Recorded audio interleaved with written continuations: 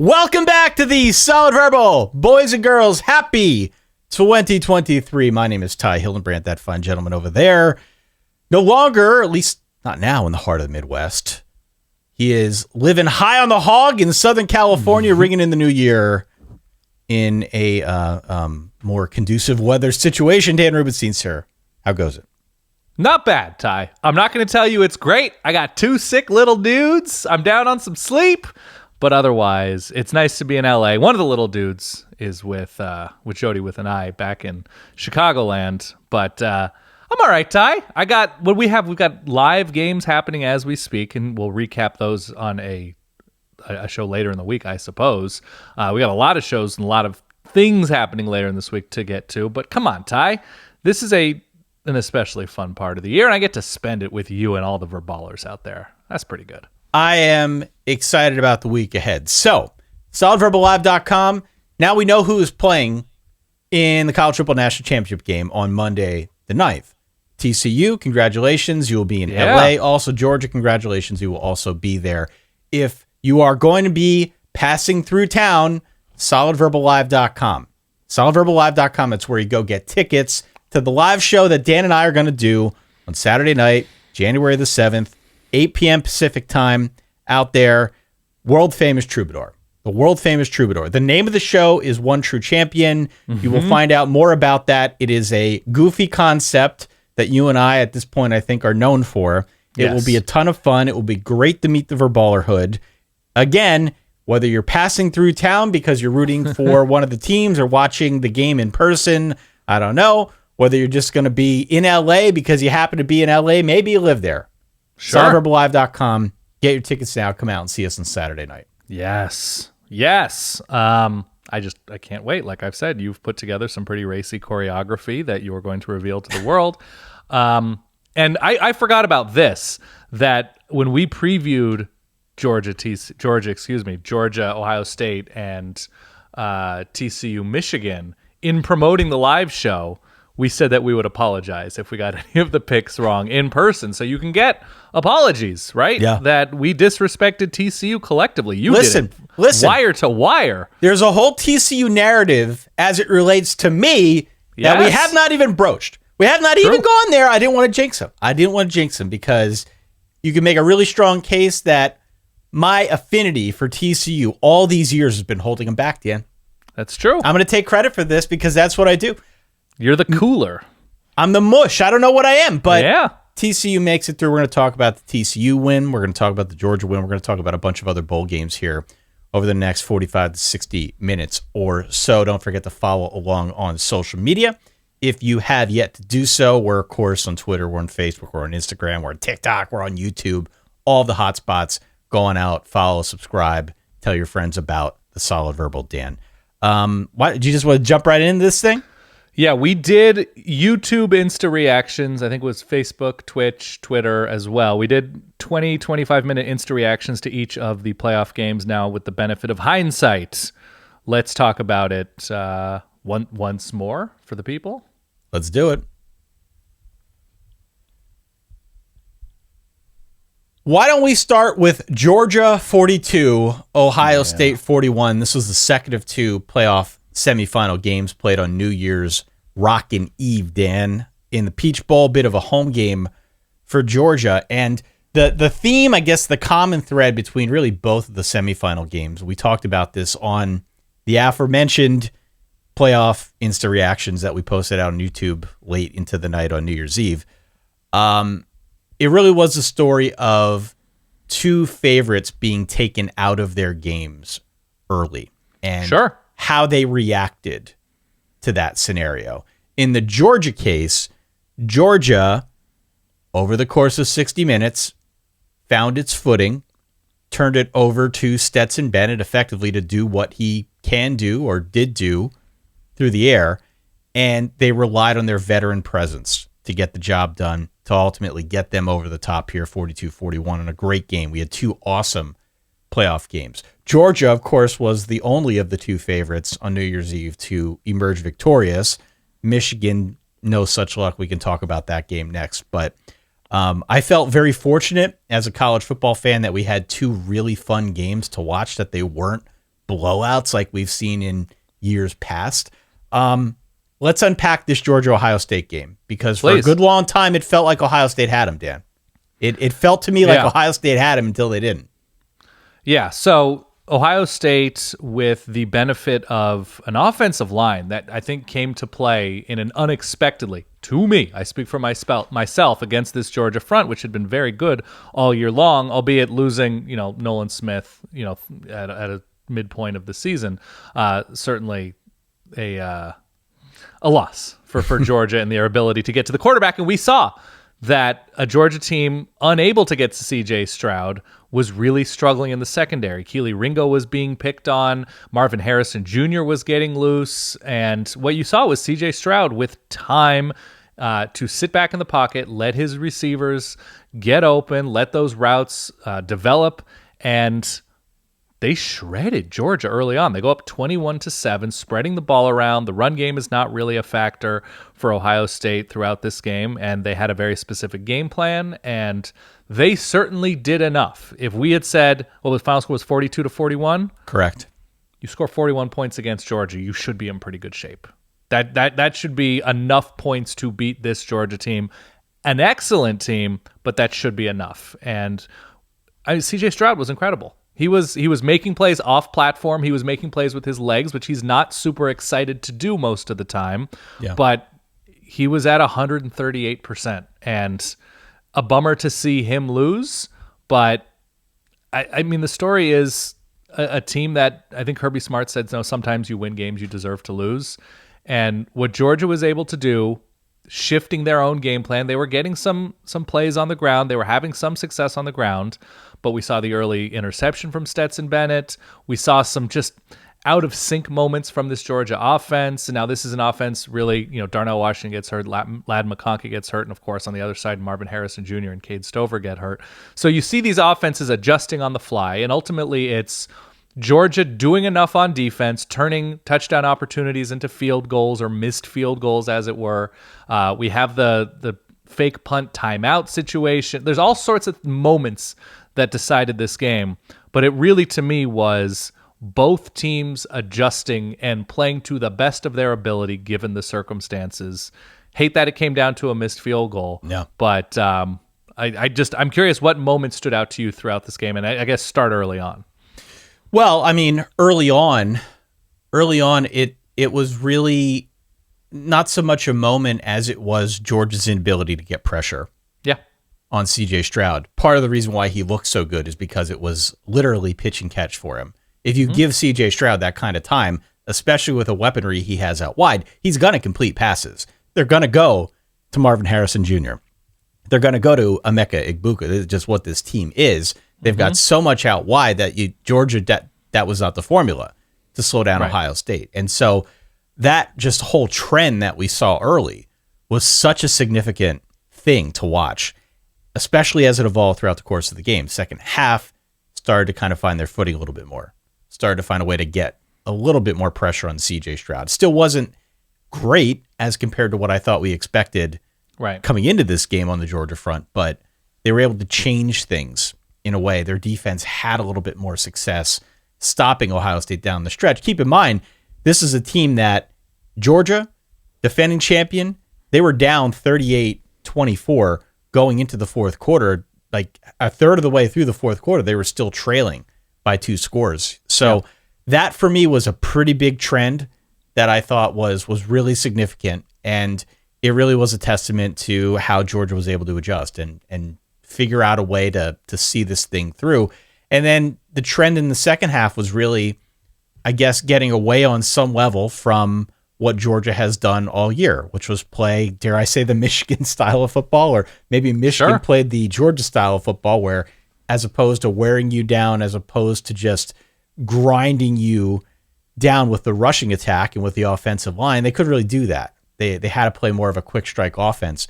And so the story for me in the second half was Georgia adapting to the game in front of them, finding a way to do it through the air, and giving it to Stetson Bennett. Talk about a entirely different perception of Stetson Bennett. What a difference a year makes, right? We saw it obviously in key moments last season. We still were skeptical going into that national championship a year ago now against Alabama and what he did in the second half. Sure. He, I think, very much proved to the world that he belongs on that stage. Again, we've seen Stetson Bennett come through time and again this season, but when push came to shove, big moment, you got to score, you got to rally, you got to pass in order to win. In this case, he threw for almost 400 yards to win. He was able to get the job done. So Stetson Bennett has nothing left to prove. Even if they lose to TCU, this is a guy who has nothing left to prove on the college level. It may be Stetson Bennett Chevrolet. He may be putting you in a Kia Telluride at some point in the next 5 years, but he did it when he had to on the biggest stage in college football.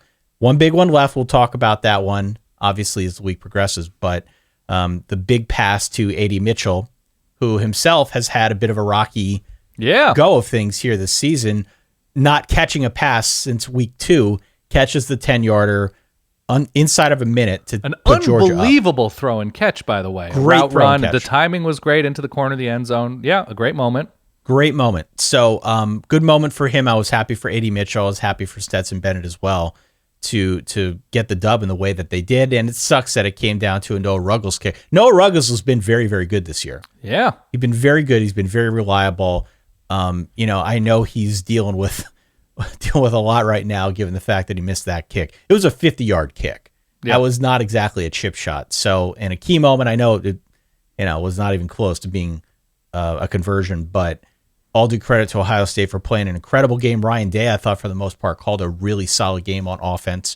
But to be the champs, you got to beat them. And Georgia was able to reach down deep within, change the game plan as needed, and find a way to win this one by one.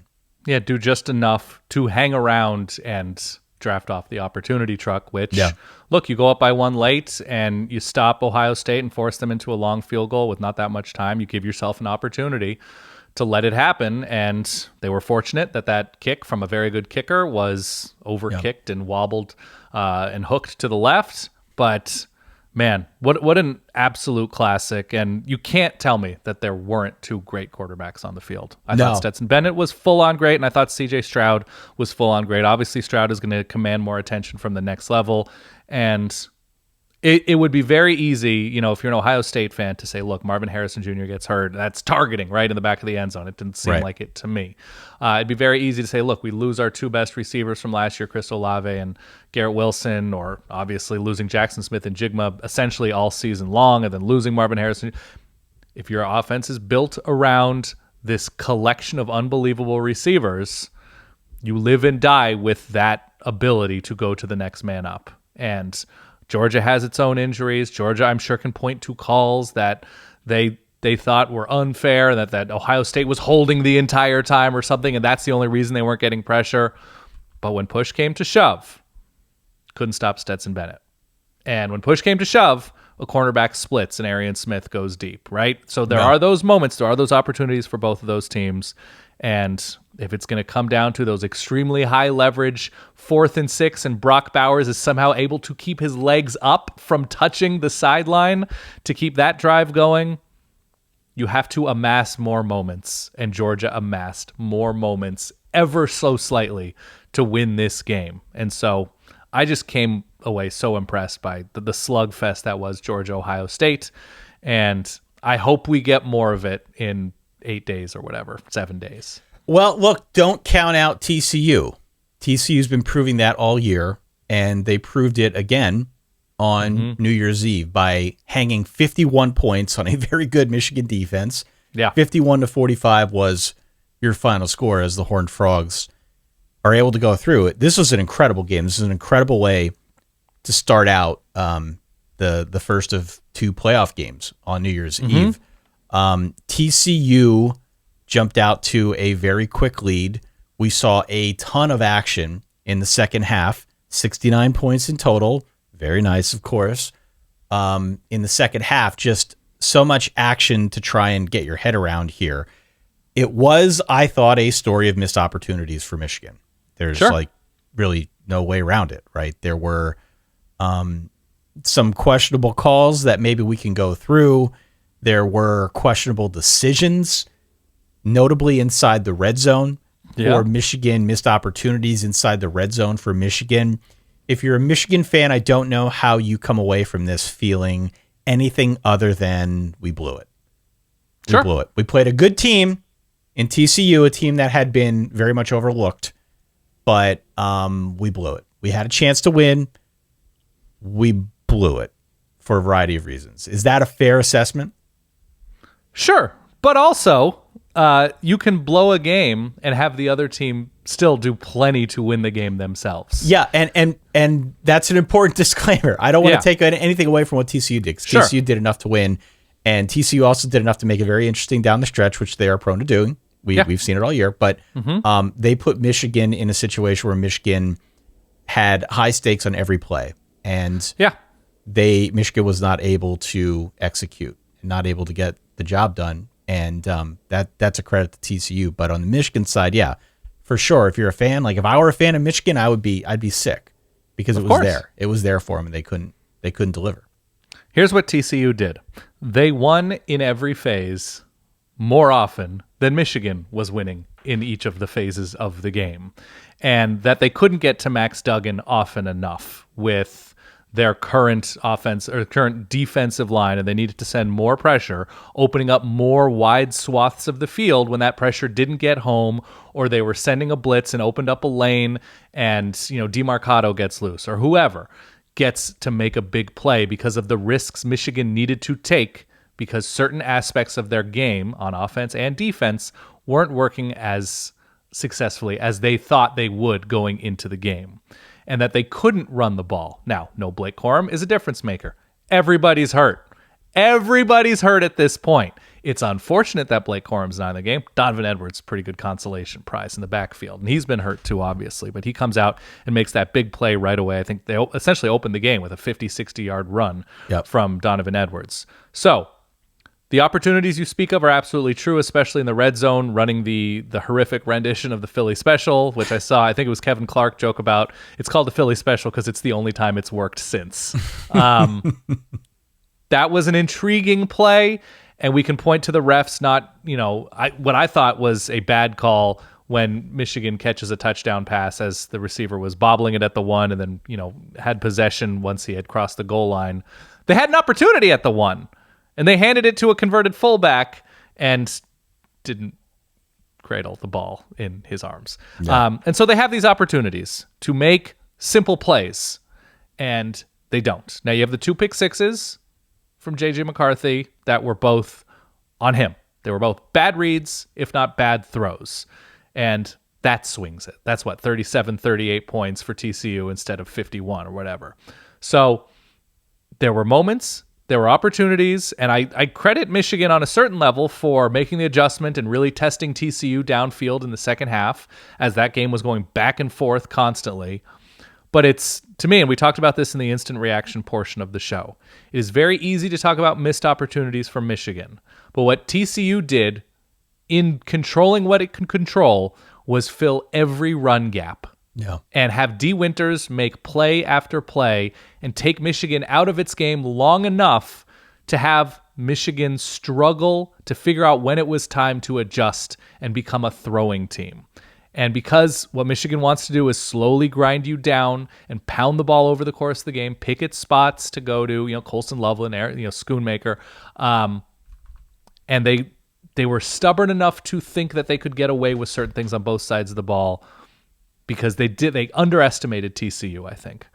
And what Max Duggan was able to do with his own mistakes, with his own non-mistakes, I mean, the interception we had tip balls for Max Duggan that weren't on him necessarily, but he made an incredible number of plays. Quentin Johnston took advantages of opportunities. Kendre Miller gets hurt, and DeMarcado takes advantage of opportunities, and they do enough to win. I'm stunned. Not because I thought Michigan going in was bulletproof and unbeatable. I'm stunned at the entirety of the TCU season and story. No. I am stunned that a team that struggled to beat Kansas, that needed to beat Baylor at the very, very, very last second on a fire drill field goal, was able to get this done. And I don't care if you're a TCU fan that says everybody doubted us. Everybody had reason to doubt you. You couldn't pull away from mediocre teams. And then you just came to play and walloped an excellent Michigan defense. It's so damn surprising and impressive. I don't have the words. But yes, you are right about opportunities. but it's the team who takes advantage and the team who can't quite do it. That's the difference in this matchup. And so you want to talk about bad calls, that's fine. There were bad calls both ways, and if you want to talk about bad calls in a game in which you give up what you gave up, it means you're not paying attention to reality. You're a bystander to the reality of this game. And I loved the experience not having a gun in this at all. Not having any sort of rooting interest beyond just an excellent, entertaining 3.5 hours. Well, the interesting thing on the Michigan side, I mean, if we're going to talk about trends first half versus trends second half like we did in the first game, you mentioned the rushing attack from Michigan. The offense works at Michigan as well as it has because of the threat, because of the production on the ground. That's why it works. Everything kind of pivots off that. And we had talked all season about what's going to happen if J.J. McCarthy finds himself in a spot where he can't rely on that rushing attack. He's got to air it out. We got some answers to that. I thought J.J. McCarthy, albeit had some moments, was pretty good. Was pretty good when he had to be down the stretch. And he brought them to within, a few plays of maybe winning this game. So I think J.J. McCarthy, albeit in a loss, had a pretty good game. Despite some of the mistakes. Like, we got questions answered on the J.J. McCarthy front that I think are very encouraging moving forward. He's still a young quarterback. But on the topic... Man. What's that? No, he's not a young quarterback. He's been a starter all season long. He's a sophomore. I don't think that's a good enough reason to say there are going to be back-breaking pick sixes with a 5-star who started all season long and got time last year in big moments. That's the problem to me, is Max Duggan's certainly more cagey, more of a veteran. But it also, you're totally right that Max Duggan is a good quarterback. That J.J. McCarthy is a good quarterback. But I've said this before. We agree on this. It's not what your best 5 throws look like. It's what does your 9th best throw look like? What does your 6th worst throw look like? What does that meaty middle look like in the collection of throws that you put on tape in a high leverage game? Yeah. And so that's the problem to me, that Max Duggan was better able to meet the moment every time he had to throw a pass. I mean, J.J. McCarthy had a really good game here. Yeah. He had a really good game here, save for a couple moments that we could say he did show some youth. He has not been in these situations before. So he brought Michigan to a point where they could have won but didn't. It isn't all on him, but some of the mistakes are, and it made it much, much harder for Michigan to get back in this thing. But where I wanted to go with that is the running game, save for 3 big runs, really, on the Michigan side. The 54-yarder to open up the game from Donovan Edwards. J.J. McCarthy had a long, 40-yarder, 39-yarder, at another point in the game. Roman Wilson also had a nice play when he was handed the ball and went for a touchdown on his only carry. But outside of those 3 carries, which went for 111 yards, this Michigan ground game only went for about 2 yards a carry. 2 yards a carry. So TCU very much bucked the trend that we identified when we tried to preview this thing a week ago. The trend was that, TCU's line is going to get pushed around here. Michigan's done it to a bunch of teams. Yeah. A bunch of teams. And TCU on paper did not appear as if they'd have any chance here. They showed flashes with what they did against Texas. They showed flashes, but a lot of the flashes that they showed this season were in the secondary. We talked a lot this season about, it looks like the secondary is playing better than you might expect. There were specific moments, specific games this season where we called out the TCU secondary for playing really good football. But up front, flashes here and there, but this wasn't on paper that they would have this kind of an effort. I don't know if it was the 3-3-5. I don't know what it was from the TCU front that got the job done, but definitely the trend, at least early, and let's be fair, throughout most of the game, was TCU was able to stop that ground assault, and they were able to do so by playing really, really solid football up front. In the second half, there was that play. There was a very frenetic sequence of events that we should probably mention here as Michigan is trying to go down. They're trying to drive the field. They're trying to win this thing. There's a play that it still looked like an illegal forward pass to me. I have not gone through and really broken down the tape on whether it was or wasn't, but there was a moment where it looked as if there was a targeting foul that could have extended the drive, targeting foul against TCU that could have extended the drive for Michigan to give them more of an opportunity basically a lifeline because it was on fourth down. That's why it got as frenetic as it did in the first place. Yeah. They went back to the tape. They checked it out. The replay officials decided it wasn't targeting, kind of looked like targeting to me, but there were plenty of other calls that were very dubious throughout the course of the game, not the least of which is what Michigan decided to do in the red zone. Right? If we're talking about dubious calls, we can also lump those in as well. That was not the reason Michigan lost.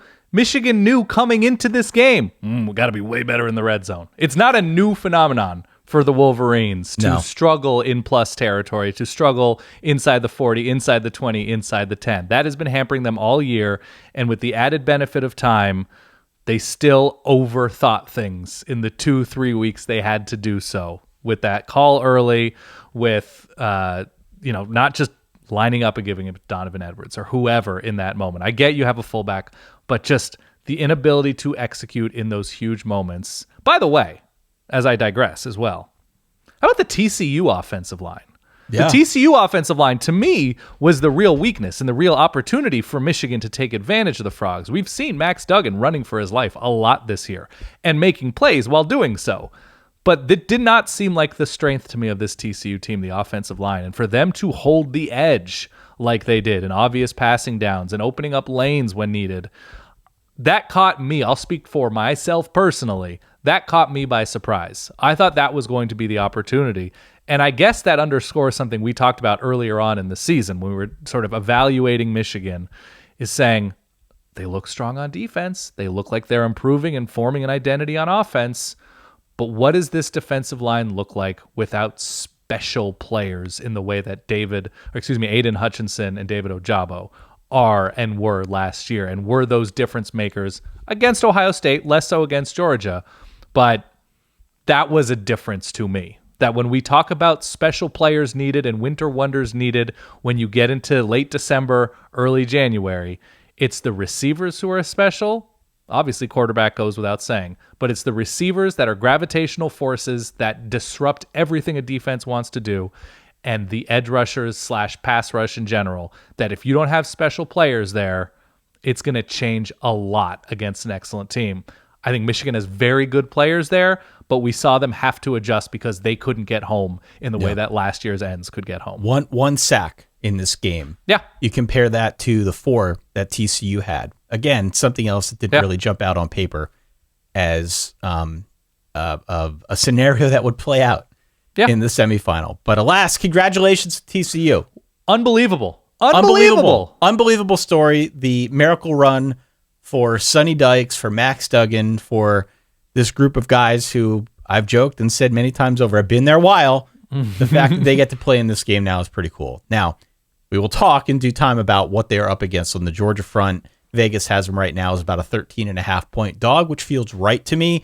That said, would not want to bet on Georgia. Just would not want to bet on Georgia, not with the way that TCU has played all season. There is definitely a bit of pixie dust and magic that is taking hold in Fort Worth. What do you say? Line is like 13, 14 points? Yeah. So the idea of TCU, forget winning this game. The idea of TCU, forget even making the playoff. And obviously they don't ultimately win the Big 12. But having even a double-digit win season, say they only go 10-2, 11-1. Incredible, right? The idea now of TCU in the national championship game, after the depths to which they fell last year, especially on defense, and having bringing in a good coach in Sonny Dykes, irrefutably a good coach at his absolute worst. Now we could say he might be a really great coach. Bringing in the staff he brings in, bringing in the system he brings in, losing his starting quarterback early on. It bucks every trend that we've seen with regard to what a playoff team is, right? That a coach has to be there for a certain amount of time, that a coach has to correct the errors he made in hiring assistants or getting 2, 3, 4, 5 recruiting classes under his belt to really get the buy-in from the roster top to bottom. It bucks everything we've seen in the playoff, if not the BCS era. And, Gus Malzahn is, he gets them to this game, gets Auburn to this game in the BCS championship game, and it was the 2013 season, I want to say, and they lose to Florida State. But he had been there. He was an offensive coordinator, familiar, and obviously having a special talent in Nick Marshall, whatever. But in terms of a first-year coach with a team down as much as they were in this current system, beating number 2 Michigan, I don't want to say it's an anomaly. I just think TCU is that special to accomplish it. It's so crazy. Well, there is a lot that we will unpack as we look forward into that national championship game. Yeah. On the Michigan side and the Ohio State side, no doubt there'll be plenty of hand-wringing there as well. There have been all sorts of reports that Jim Harbaugh may not be done looking to the NFL. There is an opportunity, I think, for him on a couple different fronts, be it the Colts, team that he used to play for, the Broncos, obviously looking for a coach given the way that season went.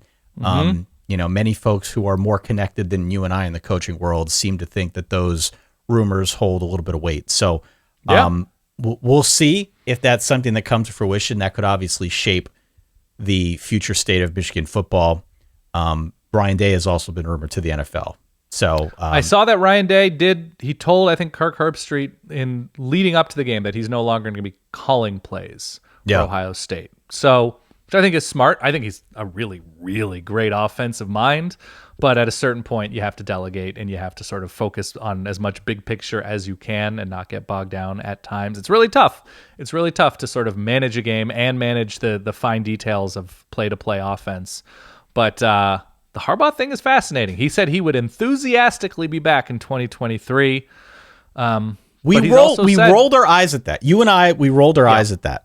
Yeah. I rolled my eyes. I know I rolled my eyes at that. I remember when that happened, when he was enthusiastically back. And I remember on one of our off-season podcasts talking about it and being shouted down from Michigan folks who either saw the YouTube video or listened to the show and said, wow, come on. He said he's back. He's in this for the long haul. And it just felt to me like this is a guy. I mean, he hasn't left yet, right? There's an opportunity, I think, for him to leave because he was pretty successful at the NFL level. If he wants that opportunity, it's something that he could take. But it just seems to me like if you're a guy like Harbaugh who has a long track record of not staying in one place for too long of a time, that the NFL bug, the opportunity to go back and maybe try to win a Super Bowl was going to be too much to ignore at some point. Right. And even though we kind of put that to bed before the start of the season and had a great run with Michigan this year, opportunities are still there. Whatever happened in that Vikings interview is not keeping other teams away. They are still going to be interested if they think they can help them win. So we'll find out in due time. There haven't been reports that have included from Harbaugh's camp, quote, zero shot, right? Yeah, nothing. There haven't been reports that have included quotes like that. I hope Jim Harbaugh stays at Michigan. I like Jim Harbaugh at Michigan. It's fun for me to watch. It's a good thing for the sport to have Jim Harbaugh at Michigan and have Michigan be competitive on this level. But yeah, that's sort of a reality, and can't wait to see what Ohio State does moving forward. I'm thrilled and hope that Penn State and hopefully Wisconsin under Luke Fickell, and we get USC and UCLA shortly into the Big Ten. But I am hopeful that the top of the Big Ten gets to be even more competitive at the top. That would be incredible. That'd be a great story. So much more to come on that front. Again, we will be doing a rather ambitious preview episode. Details to come, which will drop a little bit later to the feed on Thursday. Yes. I believe that's the plan, yes? That is the plan. Okay, so check your feeds a little bit later on Thursday. Forballers.com will include as much of the bonus stuff as we can, but a little bit of a different recording schedule with us, going to the West Coast. Don't forget, if you're coming into town for the game, solidverballive.com. Come and see us, Dan. Yes. We're going to do a Q&A, though, together, are we not? You want to do that Friday morning? We'll Thursday figure morning? something out, We'll do a Brew&A on Forballers.com because you'll be in town, so it's always fun to do in-person shows like that together. But yeah, can't wait. Cannot wait. As for some of the other action, Dan, maybe we can do a quick zoom through of some of the other bowl games and talk about what jumped out to us. We talked a lot about the Alabama K-State game, the Sugar Bowl matchup, because it was intriguing to us. We were curious about, will Alabama care? Early on, Bama kind of didn't care. And the funny story, at least on this end, is that I had a tweet drafted up, and I was going to make the joke I almost hit send on the joke that Alabama was playing like it had opted out as a team. Right. Almost hit send. And then I was like, you know what? Let's see what happens on this drive. Let's give it a minute. Yeah. Let's see what happens on this drive. Bama had the ball. Next play, Jahmyr Gibbs catches like a 60-yard pass. They go down. They score. After that, they go on a 35-point run. They put the game out of reach early in the third quarter. Glad I did not hit send. Thank you. Good for you. Thank you to whatever came to me in that moment, prevented me from hitting send. Bryce Young, 5 touchdown passes, decided to play in this game. Didn't look great early, looked a lot better later. And the 5 touchdowns, I think, were a bowl record and a school record in a bowl for an Alabama quarterback. He had like something like 15 yards per attempt. Yeah. He was absolutely lethal over the course of this game. Figured it out outside that first quarter, which wasn't great, but Bama did Bama things. Outside of a really long run for Deuce Vaughn, an 88-yard touchdown run, which got everybody going on Twitter and talking about what K-State might look like here if they win the Sugar Bowl. Outside of that, he had 45 yards and 21 carries, pretty much completely bottled up by a very good Bama defense. 2 picks for Will Howard on the K-State side. They were just outclassed. Bama was the better team. Bama was mostly at full strength here, with a couple of notable exceptions, and got the job done 45-20 in the Sugar Bowl. Yeah, not much of a game after the first quarter. No. Bama had way better players, faster players, angrier players, stronger players. K-State, still an incredible year, incredible story. Will Howard stepping forward as a very good quarterback. Great story. Alabama's better team, demonstrably so. And they cared. Verdict, care. They definitely cared. Yeah. Tennessee wins 31-14 over Clemson in the Orange Bowl. They played this one on December 30th. So Friday evening. A frustrating game to watch, I'd say, if you're a Clemson fan. Yeah, I'd say so. Clemson got the ball 7 times in the first half. They got inside Tennessee territory all 7 times. They got to the Vols 25 on 4 trips. All told, they came away with 3 points. 3 points. Just a lot of missed opportunities for Clemson here, Dan. I was kind of transfixed by Joe Milton's arm strength. I love a quarterback who throws every pass at 500 miles an hour. I'm in on Joe Milton. I was absolutely transfixed at how far he can throw the ball just by a little wrist flip. Yeah. Little wrist flip. He was good in this game, but the prevailing, I think, theme of this game, outside of the fact that Tennessee looked pretty good, was the fact that Clemson probably would have won this game if not for all the missed opportunities. There were just so many of them. I'd probably be a bicycle if I had wheels, so good for Clemson. I truly, and I don't know if Joe Milton fits this to a T, because I think he's a little bit different, but the archetype of the big bomber, right? That, like, you go back to ASU, like Rudy Carpenter and Sam Keller, we're just like, it's not going to move around a ton. And Joe Milton can move a little bit, for sure. And you saw how Michigan used him. And his ability to run pales in comparison to his ability to bomb it. And it's a perfect place for him. And you can see why Josh Heupel turned to him initially before Hendon Hooker took over when Milton got hurt, because his potential for just, as you said, flipping his wrist and it ending up 71 yards downfield. If he's accurate and continues to look like in the moments that, he was accurate in the back of the end zone for a touchdown for Tennessee, that the ceiling is quite high. It's going to be more of an accuracy thing and more of the throttling back when you need to throttle back on a key 3rd and 7 and you don't want to decapitate a receiver wearing the same color uniform you're wearing. So, yes, it was an incredibly frustrating game if you're a Clemson fan. I don't think they have special receivers. I think Will Shipley can be pretty special, and it's Cade Klubnik's essentially first game starting, even though he took over in the ACC championship game. So he throws a couple picks, and he struggles at times to look downfield and connect.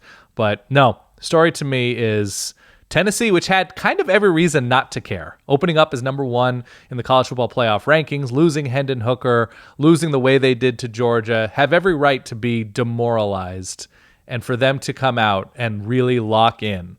And I thought the defensive game plan of just get after Cade Klubnik and see what happens, I thought that was super sound. So the Tennessee offseason hype machine, is it greased and ready to roll, Ty? Oh, it's ready, baby. Yeah. It's great.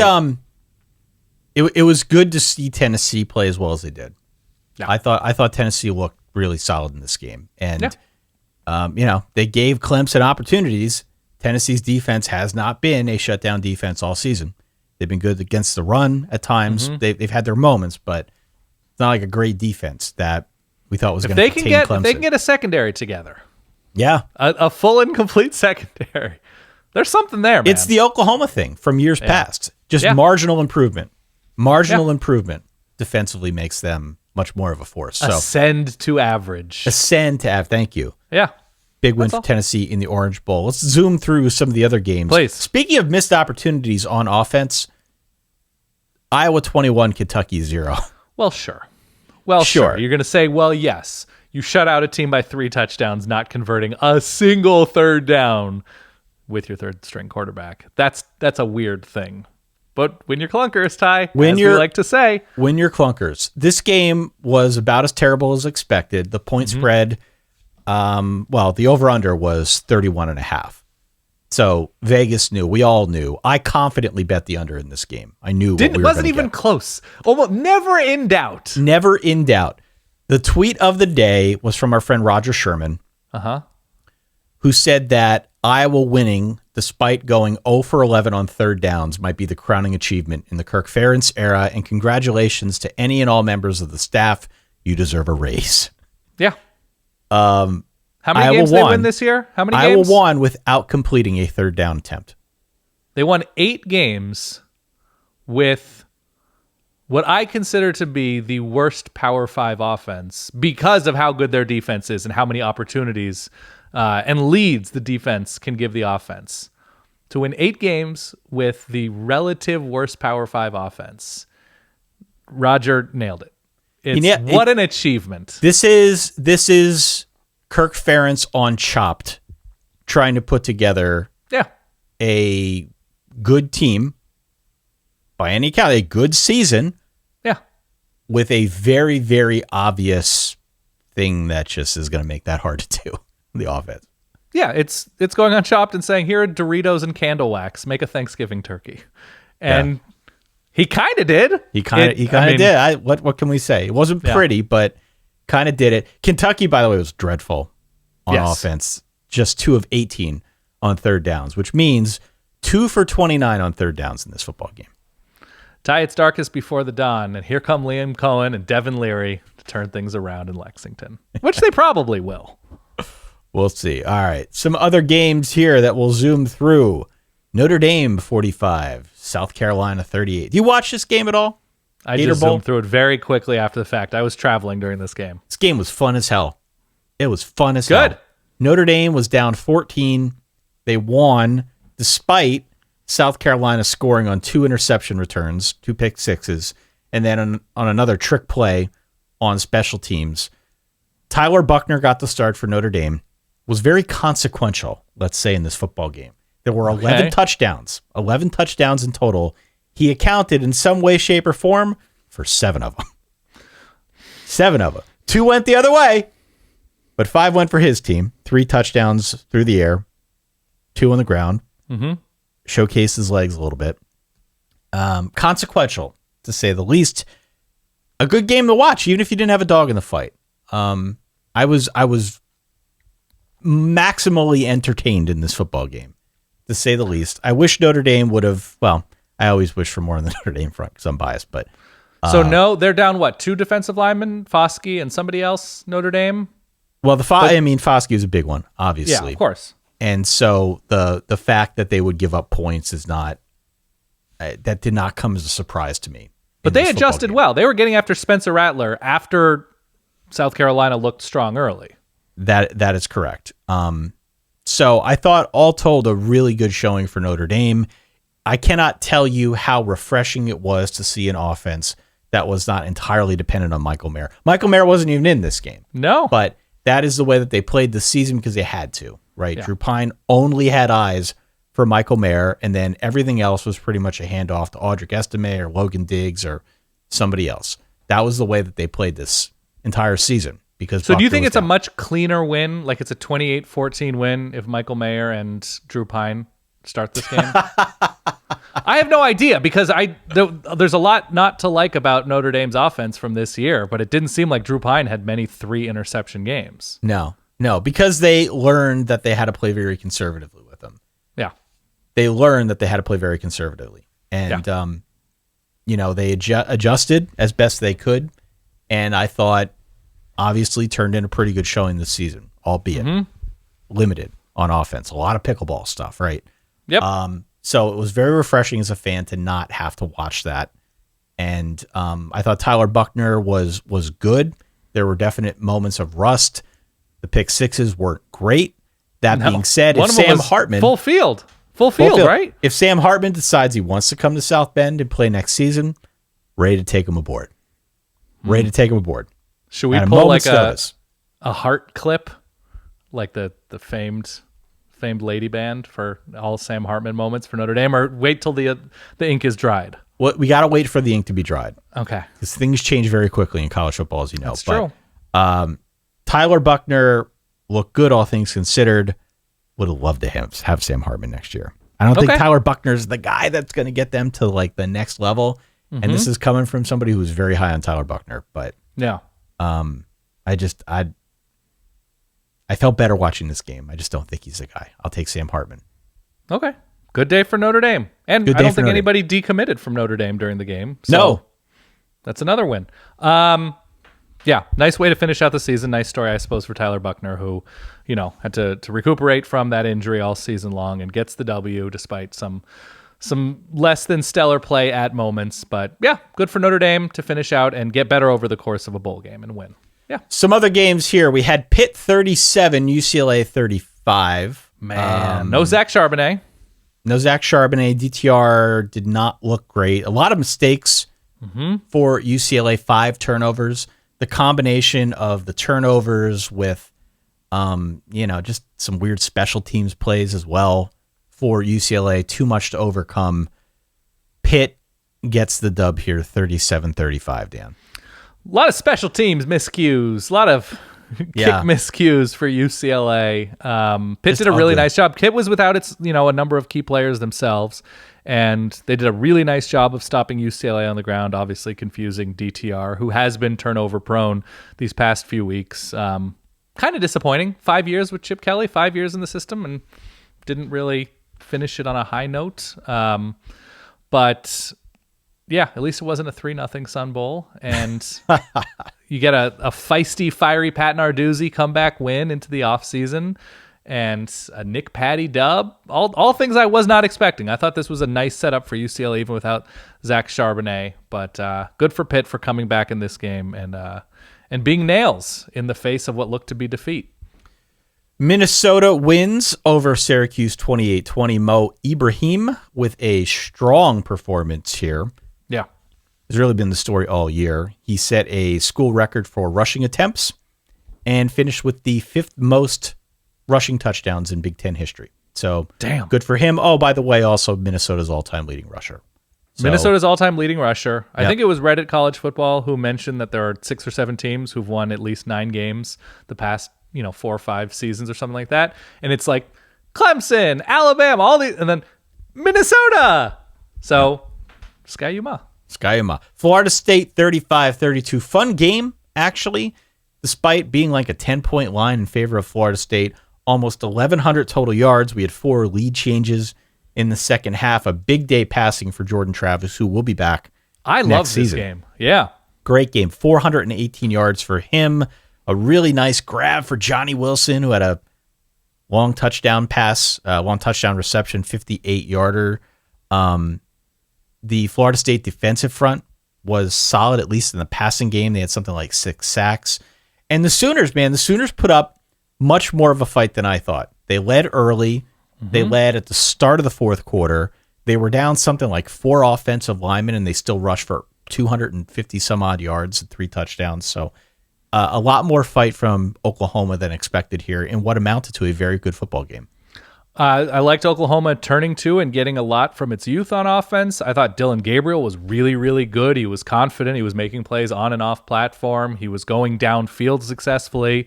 I thought he had a really good game against a Florida State defense that has been inconsistent this year, but a really nice back and forth game for both of these teams. Oklahoma did actually a pretty good job against. I think Trey Benson didn't really get going on the ground for Florida State.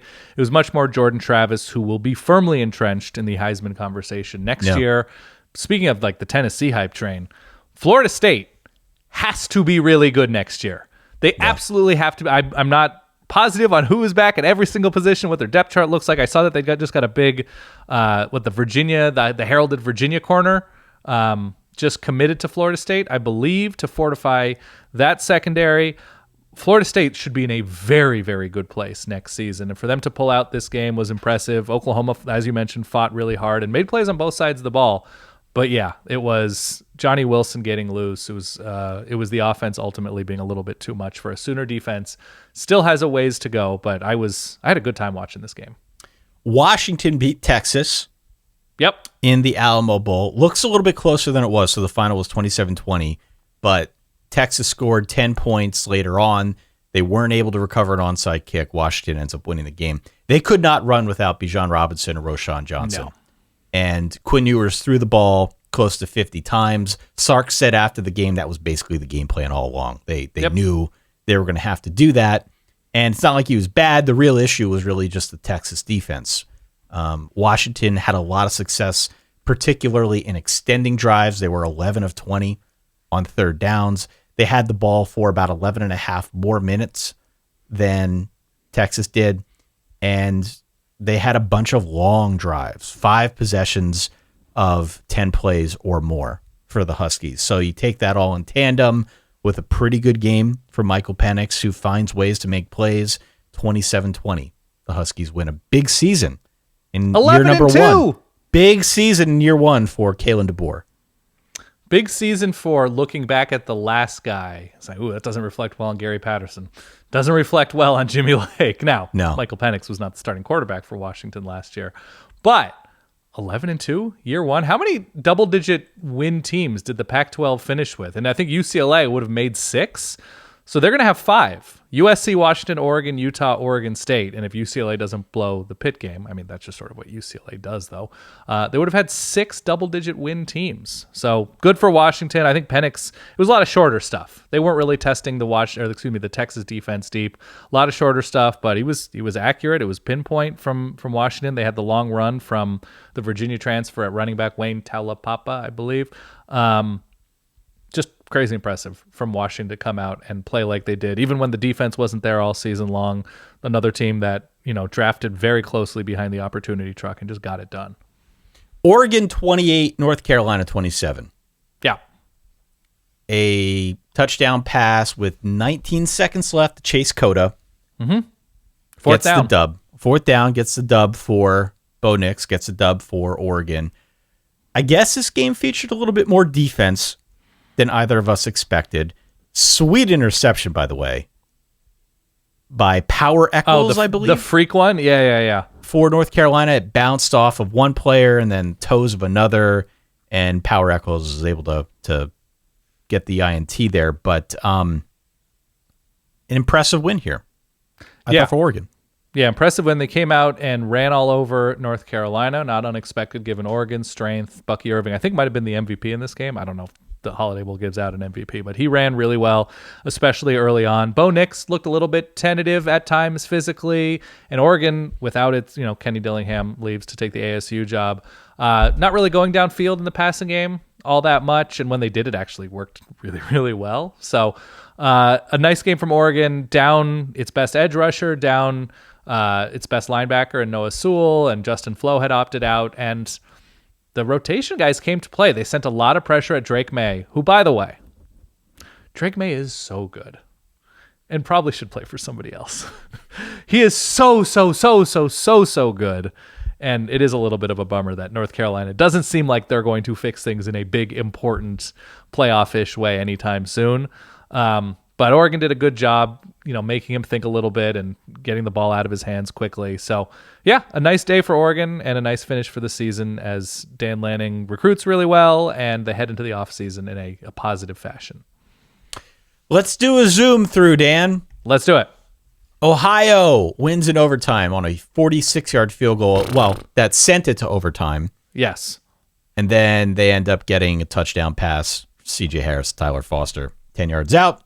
Bobcats win 30-27 in overtime. Maryland, 16-12 over NC State. The points were in short supply. The mayo on top of Mike Loxley's head was not. He wore the big hat, which was awesome. Yeah. Took the hat off because apparently he thought they were done pouring mayo on him. They were not. He said afterwards, the mayo hopefully will be, quote, good for my complexion. My guess is it won't be, but nonetheless, this was sort of the moment of bowl season to some extent. Yeah. The mayo bath, which is kind of disgusting. I watched it with family. They were repulsed, but the Duke's mayo champion gets such a prize. Maryland 16-14 over NC State. Came away impressed with Maryland's defense. Yeah. It was Ben Finley, NC State, so grain of salt, but with all the changes NC State has this year on offense, injuries, coaches leaving, whatever, good for Maryland for tightening up on defense in this one. All right, we also had Texas Tech 42-25 over Ole Miss. 8 turnovers in this game, Dan. A combined 13 attempts on fourth downs. Also before the game, Joey McGuire was shown the money. Yeah. Got a little bit of a contract extension. 42-25 over Ole Miss. Nice win for Tech. Good way to close out their season. We had Arkansas 55-53 over Kansas. This is a crazy game. Kansas trailed 38-13 midway through the third quarter. They ripped off 25 straight. They sent it to overtime with 41 seconds left. The game had over 1,200 yards. Both defenses, I think, to that point, brought their A game. Sort of who these defenses are. The Hogs win when Kansas sort of tried a Philly special or something. It was Philly special-ish. Yeah. They got a little too cute in overtime. They handed it off to Jason Bean. Tried to throw, it didn't work. Jalen Daniels, 544 and 5 touchdowns in a losing effort. I don't take a lot of stock or whatever in Arkansas and in bowl games and what is or isn't working in bowl games. First of all, that Ole Miss game escalated quickly. Oh, yeah. A lot of fourth down attempts for Ole Miss and Lane Kiffin, which I'm in favor of, but you got to have a plan. You got to execute. And then the turnovers obviously were disastrous. Jackson Dart with the interceptions and a fumble. And Ole Miss just let it slip away, literally and figuratively. Good for Texas Tech and Tyler Shuck with an all-purpose performance with his arms and legs. Arkansas smashed Kansas on the ground, but it's not necessarily the indication of where Arkansas, now without Barry Odom, is on defense. But if you take that in totality with the rest of the season, Arkansas needs a lot on defense to get back to like that 8-9 win type program place. That's all. Duke wins game number 9 this season in the bowl win over UCF 30-13. So congrats to Mike Elko. Full-on good coach. Full-on good coach. Congrats to Riley Leonard, who had an incredible first season under Mike Elko. Big things to come for him, we hope. Yep.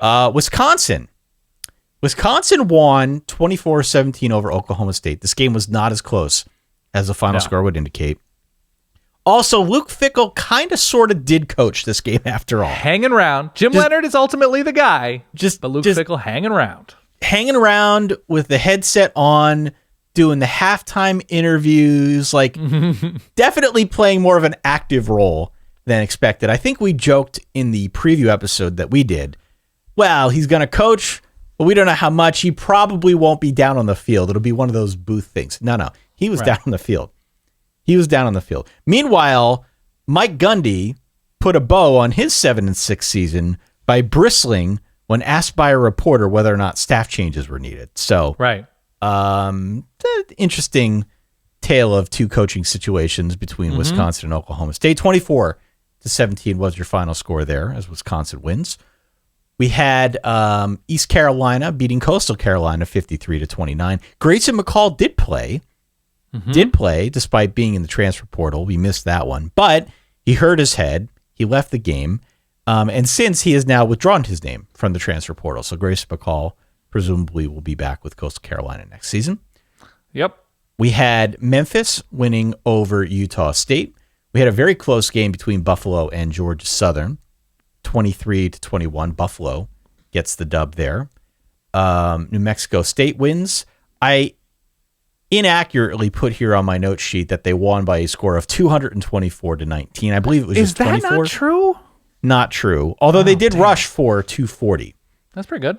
So nice effort for New Mexico State. Middle Tennessee ekes one out over San Diego State. Came from behind to win the Hawaii Bowl on Christmas Eve. The box score, the funny box score stat line here that I sent to you earlier, is that Middle Tennessee officially because of college football rules and how they attribute rushing yards on sacks, right? Officially, Middle Tennessee finished with negative 66 yards on the ground.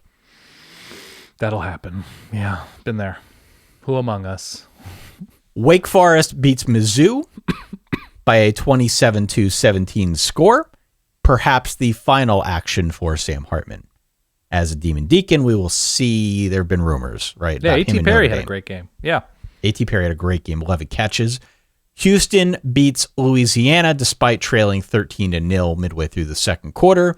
And last but certainly not least, Air Force 30, Baylor 15. Did you look at the stats? Did you watch this game at all? I did watch the game because I was very keen on saying Baylor was ready to pack it up, pack it in, and that Air Force, with this moment against a P5 conference champion from last year, was in. I think now with this win, Air Force has double-digit wins for this generation, of seniors, double-digit wins each non-COVID year of their time for the Falcons. And so I did watch this game because I had a lot of emotion invested in my Air Force pick. I should have gone with Air Force. You talked me into it, and I said, I'll just stick to my pick. Predictably, Air Force ran for 276. We saw that one coming a mile away. Mm-hmm. Only needed to throw the ball 7 times. Hazik Daniels was 4 for 7 in this game. They had the ball for 40 minutes. They were never not in control of this football game. And you know how it works, right? You know the drill. When you're playing a team that controls the football for that much of the game, you've got a limited number of possessions. Take that under. Limited number of possessions. So you got to be efficient or you're going to lose. Mm-hmm. Air Force held Baylor to 230 yards and 0 of 11. Very Iowa-ish on third down for the Bears. And so it was no surprise, should come as no surprise that they lost this game in the manner that they did, 32-15. The coldest bowl game ever? Is that what I saw? 13 degrees on the field, -4 wind chill in Fort Worth. Yeah. Wild. Doesn't sound fun to you play whatever. You're getting your blood pumping, whatever. Doesn't sound fun to be in row J, seat 33 for this game. That does it. I think that covers most of the bowl action that we had not previously recapped. We've got a long off season if there was some sort of blind spot, Ty, in some December 18th bowl game. So far, I had a good time. Here's the way this thing works, Dan. Yes. I am flying out to California on Wednesday morning. Mm-hmm. I will be in town for all weekend. We're doing our live show on the 7th. We're doing something else. You want to give your flight number so people can track? No. Okay. We're doing something else to preview the championship game. That'll drop later on Thursday. We will also do our typical Q&A episode, which patrons at verballers.com will be able to hear at some point this week. We have to figure out exactly when we're going to do that, but we will put that out there on Patreon and across social media so that people can tune in if they want to. But verballers.com is where you go to sign up. People are signing up just as we're recording this show, which is always fun to see. And you're coughing over there? You sick? I'm coughing. You all right? Man. I'm all right. I'm going to be good. You've had a rough year, man. No, I haven't. It's been one day. I'm great. A rough 367 days. Yeah, it's true. So hopefully you all heal up there by the time I get a chance to make my way out to California. Love it. Can't wait to see you. Can't wait to have you. SolidRebelLive.com is where you go get your tickets now. Yes. We'll be back. Oh, the show is going to be so good. We'll be back in a few days. We're going to talk through all things national championship before we put the bow on a great season by doing our show, One True Champion. One true champion. Troubadour. At the Troubadour.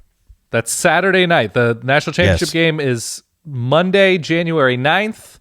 Saturday evening, Saturday night, the 7th of January, solidverballive.com. If you're a Georgia fan coming in, if you're a TCU fan coming in, if you're just a human coming in from, I don't know, Saskatoon. From Taipei, wherever. So many solidverballive.com. Yeah. For that guy over there, my good friend Dan Rubenstein in sunny Southern California. For myself, Ty Hildebrand over here in Eastern PA, at least for the moment. We'll talk to you all soon. In the meantime, stay solid. Peace.